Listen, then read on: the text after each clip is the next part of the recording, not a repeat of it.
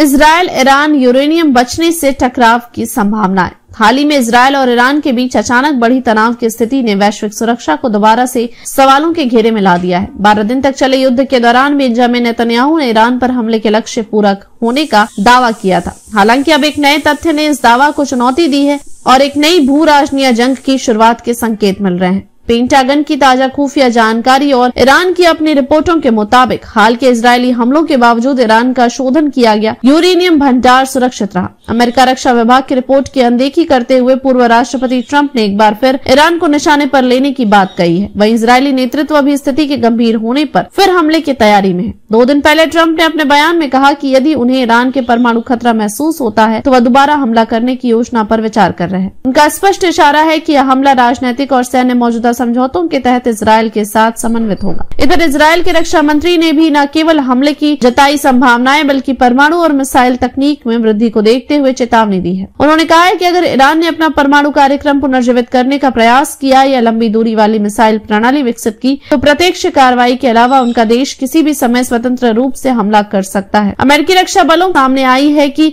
जून में हुए इजरायली हवाई हमलों का असर ईरान के यूरेनियम भंडार या परमाणु संयंत्रों पर नहीं पड़ा। ऐसा नहीं हुआ कि रेडियोधर्मी सामग्री का रिसाव हुआ हो, जो यह दर्शाता है कि ईरान ने अपना भंडार समय रहते सुरक्षित स्थानों पर पहुंचा दिया था। इंटरनेशनल परमाणु ऊर्जा एजेंसी IAEA के प्रमुख राफेल ग्रोसी ने पुष्टि की है कि 13 जून के इजरायली हमलों के दिन ही ईरान ने यूरेनियम को अन्यत्र स्थानांतरित कर लिया था। शक्तिशाली संकेत ने स्पष्ट कर दिया था कि इजरायल अमेरिका की हवाई कार्यवाहियों से परमाणु भंडार को कोई बड़ी क्षति नहीं हुई थी। इजरायली रक्षा मंत्री ने यह दोहराया कि उनके सैन्य विकल्प पूर्ण रूप से तैयार है। उनका यह भी दावा है कि उनकी सेना हवाई श्रेष्ठता पर परमाणु कार्यक्रम रोके रखने और लंबी दूरी की मिसाइल प्रणाली को चुनौती देने के लिए पूरी तरह प्रतिबद्ध है।